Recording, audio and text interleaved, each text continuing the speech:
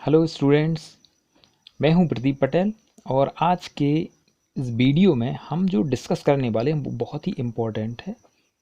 बाल विकास के सिद्धांत। और बाल विकास के सिद्धांत मतलब प्रिंसिपल्स ऑफ चाइल्ड डेवलपमेंट। तो ये क्या होता है प्रिंसिपल ऑफ चाइल्ड डेवलपमेंट, हम इसको थोड़ा सा डिटेल में समझेंगे। पहले एक नज़र देख लें कि कौन से इम्पोर्टेंट प्रिंसिपल हैं, कौन कौन से प्रिंसिपल्स हैं, सिद्धांत हैं जो बहुत ही इम्पोर्टेंट हैं।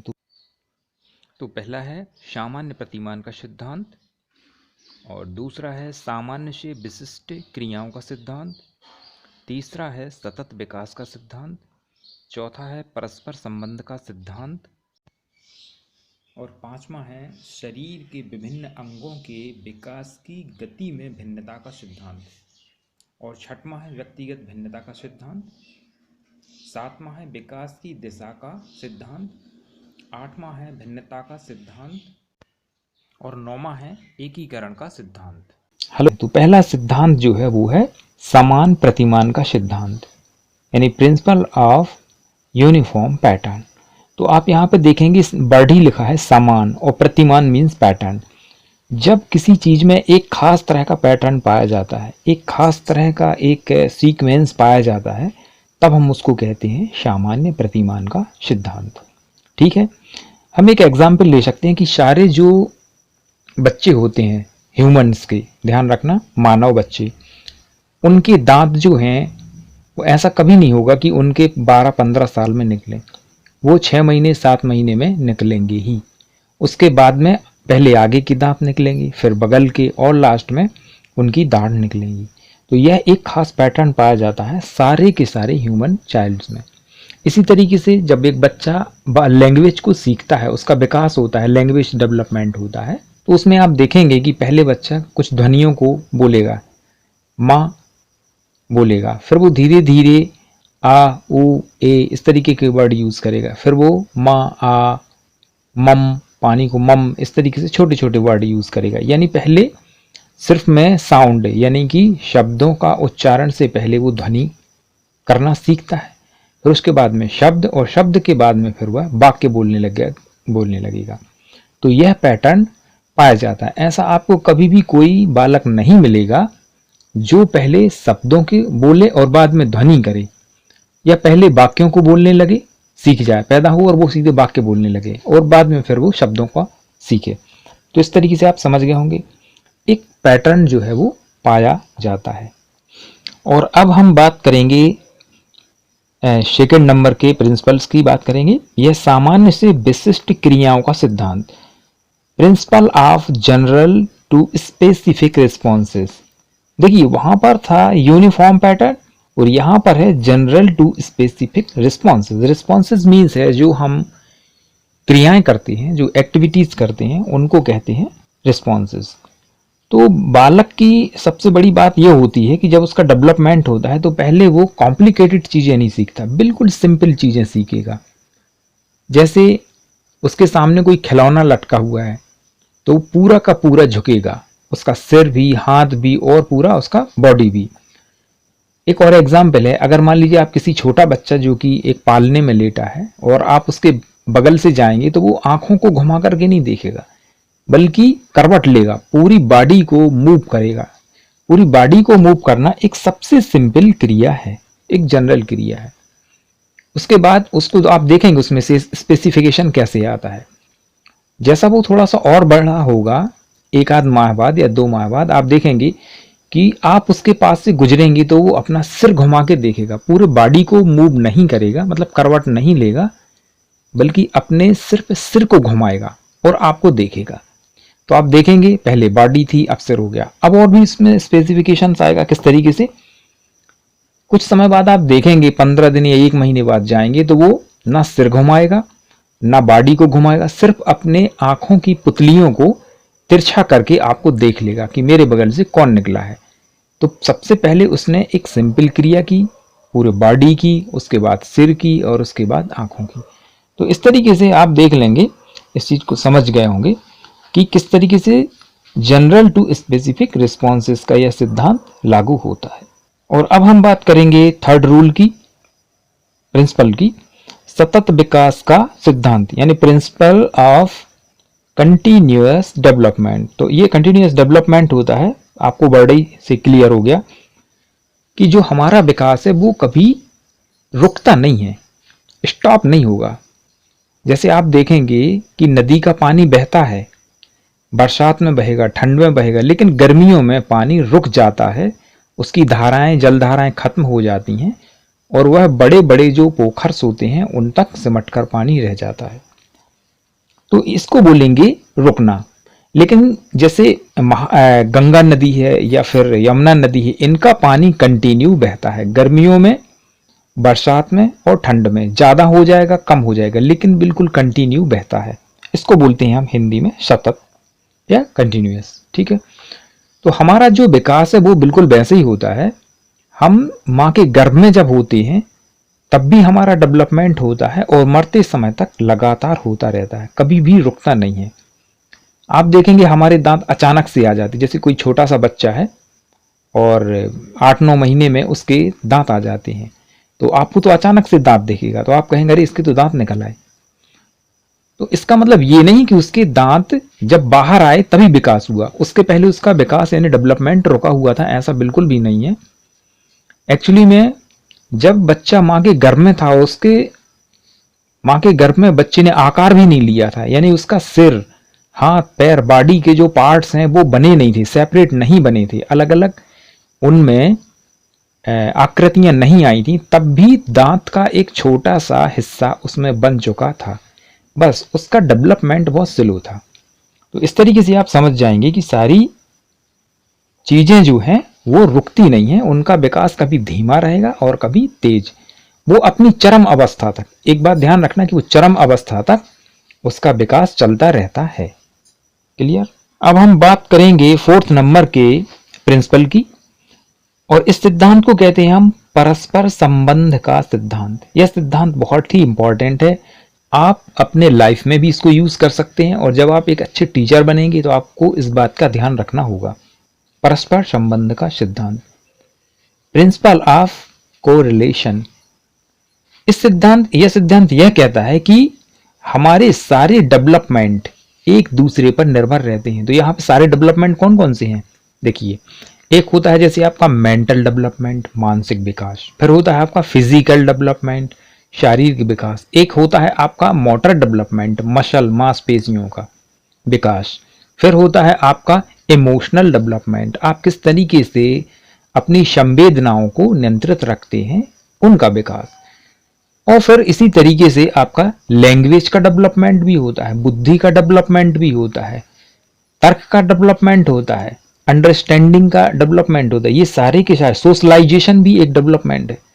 इन एक दूसरे का, इन सभी का एक दूसरे से संबंध डायरेक्ट होता है। मान लीजिए किसी बालक को अगर पौष्टिक भोजन नहीं मिलता है और वह बुद्धि से मंद हो जाए, यानी कि वो मंद बुद्धि हो जाए, मेंटल रिटायर्ड अगर चाइल्ड बन जाए या पैदा हो, तो फिर वो समाज में अपनी स्थिति को नहीं बना पाता, वो समाज में एडजस्ट नहीं हो पाता, तो उसका वो भी जाएगा, फिर उसका चलना भी लेट होगा। आप देखेंगे मंदबुद्धि बालक 6 साल 7 साल से लगा के 10-10 12-12 साल में चलना वो प्रारंभ करते हैं, उनके मुंह से लार भी गिरती रहती है। तो ये क्या है?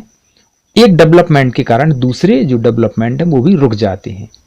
सीधी सी बात है, अगर बुद्धि नहीं है तो समाज नहीं, और समाज नहीं है तो लैंग्वेज नहीं। अगर मान लीजिए आपके पास बुद्धि है लेकिन आप समाज के बजाय अगर जंगल में आपको रखा जाएगा, तो निश्चित तौर पर आप समाज में रहना सीख पाएंगे और ना ही आपके पास कोई भाषा होगी, यानी भाषा विकास और बुद्धि का विकास भी रुक जाएगा। तो ये सारी चीजें एक दूसरे पर निर्भर करती हैं। तो निश्चित है कि जब आप टीचर बनेंगे और आप चाहेंगे कि मेरे बालक बहुत बढ़िया बने, तो आप उनको बोलने का अवसर दें, उनको मिलने जुलने का अवसर दें, उनको तर्क लगाने का, यानी सारी चीजों को आपको डेवलप करने के अवसर देने होंगे, ताकि वह भविष्य में एक बढ़िया जिम्मेदार सामाजिक नागरिक बन सके। और अब हम लेते हैं अगला प्रिंसिपल, शरीर के विभिन्न अंगों के विकास की गति में भिन्नता का सिद्धांत, principle of differences in the progress of various part of the body. इनका कहने का मतलब ये है कि हमारे शरीर के जो विभिन्न अंग होते हैं, अलग अलग बॉडी के जो पार्ट्स होते हैं, जो अंग होते हैं, उन सभी का विकास एक सा नहीं चलता, उसमें भिन्नता पाई जाती, उसकी गति में भिन्नता पाई जाती। मान लीजिए जैसे जो बालक का सिर है, आप खुद देखेंगे कि बालक का सिर जब वो पैदा होता है तो शरीर के अनुपात में बड़ा होता है, और फिर 2-3 साल में उसका सिर जितना बड़ा होना होता है वो बढ़ जाता है। तो 6 साल तक उसका मस्तिष्क जो है फिजिकली पूरा बड़ा हो जाता है, फिजिकली यानी हमारा जो आकार में है वो पूरा ले लेता। जबकि हमारे हाथ, पैर और बॉडी के दूसरे पार्ट वो आपके विकसित होते रहते हैं 18 साल तक, 18-20 साल तक वो बढ़ते रहते हैं। तो हाथ पैर शुरू में धीमी गति से बढ़ेंगे, बीच में कुछ तेज हो जाएगी, कुछ धीमी हो जाएगी, लेकिन सिर का विकास कैसा, जल्दी से तेजी से बढ़ेगा और उसके बाद फिर वो रुक जाएगा या बहुत धीमी गति से बढ़ेगा।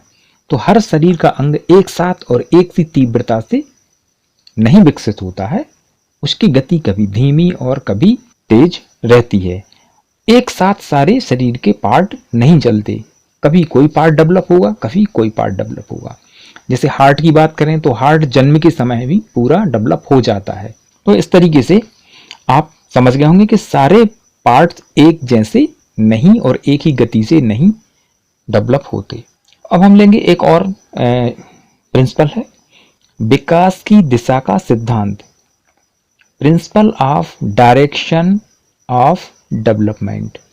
इसमें एक खास डायरेक्शन पाया जाता है विकास का, डेवलपमेंट का, हमारे बॉडी का। जैसे कि सबसे पहले हमारा, इसको सेंट्रल भी बोलते हैं, सेंट्रल, इसको केंद्रीय परिधि ऐसा कुछ शब्द भी इस्तेमाल किया जाता है इसके डेवलपमेंट के लिए, मतलब इस प्रिंसिपल के लिए। तो इसमें यह है कि आपका जो शरीर है उससे पैर की, उसमें सिर से पैर की तरफ ही हमेशा विकास होता है। जैसे आप खुद देखेंगे कि सबसे पहले एक बालक का कंधा पहले विकसित होगा मजबूत, यानी वह बालक जो है वो चलाएगा तो कंधे से पूरा हाथ हिलाएगा, उंगलियां नहीं चलाएगा।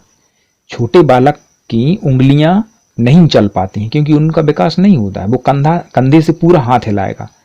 फिर कुछ समय बाद आप देखेंगे कि उसकी कुहनी से भी वो अपने हाथ को हिलाएगा, लेकिन उंगलियों से वो किसी चीज को नहीं पकड़ पाएगा। और कुछ समय बाद आप देखेंगे कि उसकी जो रिस्ट है, कलाई है, वो वहां से भी वो टर्न करेगा, अभी भी उसकी उंगलियां परफेक्ट काम नहीं कर रही हैं। और कुछ समय बाद आप देखेंगे कि उसकी उंगलियां भी और उंगलियों के पोर भी बाकायदा मुड़ते हैं और बारीक चीजों को पकड़ लेता है। तो आप देखेंगे यहाँ पे पहले कंधा, फिर कोहनी, फिर कलाई और फिर उंगलियां और उसके पोर। तो यह कैसा हो गया, सिर से बाहर की तरफ, यानी अंदर से बाहर की तरफ, सिर से पैर की तरफ का विकास, यानी बाहर की तरफ का। पैर से मतलब ये है। पैर में भी आप देखेंगे तो पहले वह कूल्हे से, यानी जंघा के ऊपरी पार्ट जो बॉडी से पैर लगा होता है, वह कूल्हे से पूरा बालक अपना पैर को उठाएगा, कूल्हे से उठाएगा, उसके घुटने से नहीं मुड़ देगा। लेकिन कुछ ही दिनों में वो घुटने से भी मोड़ के अपने पैरों को फड़फड़ाएगा, पालने में लेटे हुए बढ़िया। लेकिन अभी भी उसके पैर के जो पंजे हैं वो नहीं मुड़ते हैं। जैसे जैसे विकास होता जाएगा उसके पैर के पंजे और फिर उसके पैर की उंगलियां भी, वो अपने अंगूठे और उंगलियों को भी चलाना शुरू कर देगा। तो इस तरीके से आप समझ जाएंगे कि पहले शरीर के यानी सिर तरफ की चीजों का विकास होता है और जैसे जैसे बाहर की तरफ, सिर से आउट की तरफ जाएंगे, उनका विकास होता जाता है। इस तरीके से आपको ये बात क्लियर हो गई होगी। और अब हम बात करेंगे अगले सिद्धांत की, प्रिंसिपल की, जो कि है व्यक्तिगत भिन्नताओं का सिद्धांत, प्रिंसिपल ऑफ इंडिविजुअल डिफरेंसेस। तो ये तो आप सभी से जानते हैं कि कभी भी एक सांचे से दो समान चीजें नहीं बनती। कहने का मतलब ये है कि अगर दो जुड़वा भाई भी हैं, दो जुड़वा बहन हैं, तो उनका डेवलपमेंट में भी फर्क होता है, समान नहीं होता। यही यह सिद्धांत कहता है। एक परिवार में कोई बालक 2 महीने पहले चलना शुरू कर देगा तो कोई 2 माह बाद। एक ही परिवार, भाई बहन में भी ऐसा होता है।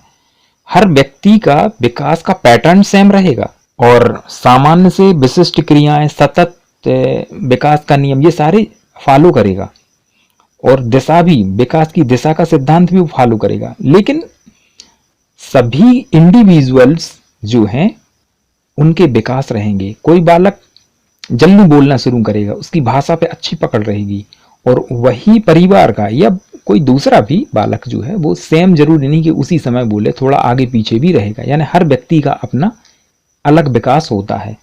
आप अगर चार्ट बनाएंगे तो वो हमेशा चार्ट का जो ग्राफ है वो सेम नहीं जाएगा, थोड़ा सा आगे पीछे उसमें लूप आ जाएंगे, कहीं किसी का विकास हो गया, कहीं किसी का विकास। तो ये सब निश्चित है कि व्यक्तिगत भिन्नता पाई जाती है और यह विकास में भी पाई जाती है। एक सिद्धांत और है जो कि आपको थोड़ा सा कंफ्यूज कर सकता है, और इस प्रिंसिपल का नाम है भिन्नता का सिद्धांत, प्रिंसिपल ऑफ डिसिमिलरिटी। लेकिन इंग्लिश वर्ड आपको क्लियर करेगा। भिन्नता आप 3 जगह यूज कर चुके होंगे। पहले आपने देखा था शरीर के विभिन्न अंगों के विकास की गति में भिन्नता। देखिए, शरीर के अंगों की गति के विकास जो है उसमें भिन्नता। फिर आपने देखा था व्यक्तिगत भिन्नता, और अब आप देख रहे हैं ये वाला प्रिंसिपल जो है वो सिर्फ है भिन्नता का सिद्धांत। तो ये भिन्नता क्या है, इसमें कौन सी भिन्नता? यहाँ भिन्नता से मतलब ये है कि क्रम तो समान पाया जाएगा। दांत पहले आएंगे सामने के, फिर बगल के, उसके बाद दाढ़ आएंगी, फिर वो टूट जाएंगे, फिर नए दांत आएंगे। ये क्रम तो सभी बालकों में पाया जाएगा, है ना। हर बॉडी पार्ट्स भी अलग अलग तरीके से, पहले सिर डेवलप होगा, फिर धड़ होगा और हाथ पैर, इस तरीके से। और हर व्यक्ति कोई 6 महीने 8 माह में चलेगा, कोई 10 माह में चलेगा, और कोई 15 महीने में, और कुछ तो 3-3 साल में भी वो पैदल चल पाते हैं। तो ये भिन्नता भी पाई जाएगी। लेकिन यह सिद्धांत बता रहा एक ही व्यक्ति का जो संपूर्ण जीवन है उसमें शैशवावस्था में वो तेजी से, शैशवावस्था मतलब बिल्कुल शिशु अवस्था में बालक बहुत तेजी से उसका डेवलपमेंट होता है, विकास होता है। फिर बाल्यावस्था में कुछ कम होगा और अलग तरीके से विकास होगा। फिर किशोर अवस्था में कुछ चीजों का तेज विकास होगा, लेकिन थोड़ा सा अलग रहेगा। और फिर आप देखेंगे कि 18-19 के बाद में उसकी गति में अंतर आ जाएगा। तो भिन्नता का मतलब है एक ही व्यक्ति के विकास की एक ही चीज का विकास अलग अलग होता है। मान लीजिए जैसे भाषा का विकास है या बुद्धि का विकास है, तो जो छोटा बालक है उसकी बुद्धि में आप देखेंगे कि वो याद करना वो जल्दी सीख जाता है, छोटा सा बालक। जबकि किशोर अवस्था, बाल्यावस्था में वह क्या करता है, मूर्त चीजों को, जो कॉन्क्रीट होते हैं, मतलब सॉलिड चीजों के बारे में, जिसको अपन मूर्त बुद्धि कहते हैं, उन चीजों के बारे में उसका विकास होता है। अब यहाँ पे उसकी मेमोरी कम हो जाएगी और मूर्त बुद्धि जो है वो थोड़ा सा फास्ट हो जाएगी। फिर आप देखेंगे कि जैसे ही वो किशोर अवस्था आएगी तो वो, जिसको अमूर्त बुद्धि कहते हैं, परिकल्पनात्मक बुद्धि कहते हैं, वह तेज हो जाएगी, उसकी मेमोरी और भी कम हो जाएगी। तो देखेंगे एक ही चीज का जो विकास है वो अलग अलग उम्र में अलग अलग चलता है, उसकी गति अलग अलग रहती है। इसीलिए भिन्नता का सिद्धांत। भाषा में भी यही होगा। भाषा में जो बालक होता है वह पहले शब्दों को बोलेगा, फिर वाक्यों को, फिर व्याकरण बढ़िया तरीके से, उसके बाद में फिर नैतिकता और सामने वाले को इम्प्रेसिव जो लैंग्वेज होती है उसको सीखता है। तो इसका विकास जो है पहले तेज होगा किसी चीज का, भाषा में ही हम बात कर रहे हैं उसी की। तो इस तरीके से भिन्नता के सिद्धांत का मतलब है कि एक ही चीज को अलग अलग अवस्थाओं में, यानी अपन अगली वीडियो में अपन देखेंगे कि हमारे विकास की कितनी अवस्थाएं होती हैं, उन अवस्थाओं में ये अलग अलग तरीके से सीखता है, उसकी अलग अलग गति होती है। भिन्नता से मतलब यहाँ पे ये क्लियर। और अब हम लास्ट जो प्रिंसिपल है ये बहुत ही इंपॉर्टेंट है, प्रिंसिपल ऑफ यूनिटरी बोलते हैं इसको। यह सिद्धांत दूसरी सिद्धांतों से काफी मिलता जुलता है, लेकिन यह बिल्कुल एकदम क्लियर होना चाहिए, क्योंकि अगर आपको ये क्लियर नहीं हुआ तो ना केवल ये आपके सिर्फ बीएड तक सिमट कर रह जाएगा, बल्कि अगर आपको बहुत क्लियर है तो ये टेट वगैरह है, सी टेट है, या एमपी या अदर स्टेट के जो टेट एग्ज़ाम्स होते हैं, टीईटी एग्ज़ाम्स, उनमें ये क्लियर आपको रहेगा, तो आप उसको भी बढ़िया तरीके से हैंडल कर सकेंगे। इसको बोलते हैं अपन एकीकरण का सिद्धांत या प्रिंसिपल ऑफ यूनिटरी। यह सिद्धांत कहता है कि हमारा जो डेवलपमेंट है, मतलब बालक का या ह्यूमन चाइल्ड का जो है डेवलपमेंट, उसमें हमारे बॉडी के छोटे होते हैं बच्चे तब एक पार्ट ही डेवलप होता है, फिर दूसरा पार्ट होगा डेवलप, फिर तीसरा पार्ट डेवलप होगा, और जब ये 3-4 पार्ट एक साथ डेवलप होंगे तो इनके मिलकर के फिर आगे चल के एक नई यूनिट के तौर पे उसका यूज करता है बालक। तो यहाँ पर कहने का तात्पर्य ये है हमारा एकीकरण से कि जैसे बालक के सामने एक खिलौना लटका हुआ है और वो पालने में लेटा है, तो बालक उसको पकड़ने के लिए पहले हाथ की बजाय दोनों हाथों को यूज करता है, यानी पूरा हाथ यूज करता है। उसका जो हथेली है और उंगलियां हैं उनको यूज करेगा। और जब इन चीजों पे उसकी पकड़ आ जाएगी तो फिर वह क्या करता है, अपने हाथ को पूरा एक पार्ट के तौर पे यूज करता है, ना कि कंधे, कोहनी, उसकी रिस्ट जो है, कलाई और उंगलियां और उसके पोर, इनको अलग अलग नहीं यूज करता। उसको पूरी एक यूनिट के तौर पे यूज करता है किसी चीज को पकड़ने के लिए। लेकिन जब वो छोटा होता है तब वो सिर्फ एक एक चीज यानी बॉडी के एक एक पार्ट का विकास होता है। और उसी में मैं आपको बता दूं, जैसे कि सबसे पहले बालक को हम लिखना सिखाते हैं कागज में, तो हम सबसे पहले एक लाइन उसको खींचना सिखाते हैं। वो सिर्फ एक खड़ी लाइन सीखेगा। फिर उसके बाद में हम उसको जीरो बनाना सिखाते हैं। उसको हम जीरो बोलेंगे, जीरो बनाओ, वन बनाओ, सीधी लाइन बनाओ। वन भी नहीं बोलते बल्कि उसको बोलेंगे लाइन बनाओ। और जब से लाइन बनाने आ जाती है तो हम फिर दो लाइनों को एक एंगल दे करके एक तीसरी लाइन खींचते हैं और उसको बोलते हैं यह बन गया आपका ए। तो यहाँ पे आप देखेंगे पहले वो सिर्फ लाइन खींच रहा था, अब लाइनों की से मिला करके उसने एक यूनिट डेवलप की और उसको बोलते हैं ए। तो अब वह इसी तरीके से वह पहले पेन पकड़ना, फिर लाइन खींचना और फिर वाक्यों को बनाना या शब्दों को बनाना सीखता है। तो यहाँ पे आप देखेंगे कि एक यूनिट के तौर पे यूज करता है पहले छोटी छोटी चीजें और फिर उनसे मिला करके एक बड़ी चीज। आगे चल के फिर वो उसको छोटी छोटी चीजें नहीं देखता है बल्कि वह एक बड़ी चीज के तौर पर देखता है। एक एग्जाम्पल से और आपको क्लियर हो जाएगा। जब आप साइकिल चलाते हैं, पहली बार आप सभी ने साइकिल चलाना सीखा होगा, तो आप पैडल्स को चलाएंगे तो आप पैडल ही को देखेंगे और गिर जाएंगे। कुछ समय बाद जब आपकी पैडल चलाने पे पकड़ आ जाएगी तो आप हैंडल को तिरछा जा रहा तो उसको सीधा करेंगे तो पैडल रुक जाएंगे, क्योंकि अलग अलग पार्ट आप सीख रहे हैं। पैडल चलाना सीख रहे हैं, देखना सीख रहे हैं, हैंडल को संभालना सीख रहे हैं। और ब्रेक तो ऐसा है कि दो चार बार आप भूल जाएंगे कि ब्रेक कहाँ है और सीधे टकरा जाएंगे। लेकिन जब आप इन सारे छोटे छोटे चीजों को, जैसे पैडल चलाना है, हैंडल का मोड़ना है, ब्रेक लगाना है और आगे नजर रखना, इन 4-5 चीजों को जब आप एक साथ यूनिट में बनाएंगे, इनका एकीकरण हो जाएगा। ये डेवलपमेंट का सिस्टम है बेटा। जब ये एक साथ में इनको आप यूज करेंगे तो एक बढ़िया साइकिल आप चलाना सीखेंगे और इसको बोलेंगे डायनेमिक या मोटर डेवलपमेंट। क्लियर है? तो इस तरीके से आप समझ गए होंगे एकीकरण का सिद्धांत, जो कि बहुत इंपॉर्टेंट है। अगर इनको आप डीपली समझेंगे और इनको आप अगर यूज करते हैं अपनी लाइफ में, अपने आसपास के छोटे बच्चों के लिए, और जब आप टीचर बनेंगे तो उनमें इन सारे सिद्धांतों का ध्यान रखना होगा, तभी आप एक बढ़िया टीचर बन सकेंगे।